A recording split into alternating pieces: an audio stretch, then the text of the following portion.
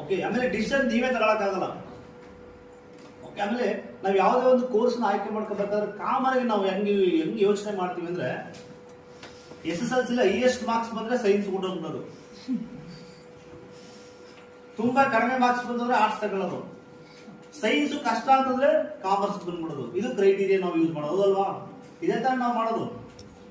ಆಮೇಲೆ ನಾವು ಯಾವ್ದೋ ಒಂದು ಕೋರ್ಸ್ ಕಾಲೇಜ್ ಹೆಂಗ್ ತಗೋತೀವಿ, ನಮ್ಮ ಫ್ರೆಂಡ್ಸ್ ಎಲ್ಲ ಎಲ್ಲಿಗೆ ಹೋಗ್ತಾ ಇದ್ದಾರೆ ಅಲ್ಲಿಗೆ ನಾವು ಹೋಗಿ ಸೇರ್ಕೊಳ್ಳೋದು.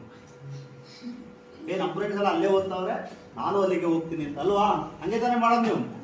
ಆಮೇಲೆ ನಮ್ಮ ಮನೆಗೆ ಇದು ಹತ್ರ ಇದೆ, ಇದು ಸ್ಕೂಲು, ಹಾಸ್ಟೆಲು.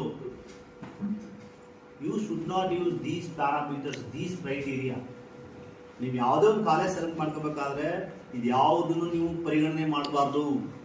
ನಿಮ್ಮ ಫ್ರೆಂಡ್ಸ್ ಎಲ್ಲಾದ್ರೂ ಹೋಗ್ಲಿ, ನೀವು ಓದ್ತಕ್ಕಂಥ ಇನ್ಸ್ಟಿಟ್ಯೂಟ್ ಹತ್ರನಾಗಲಿ ದೂರನಾಗಲಿ, ನಿಮ್ಗೆ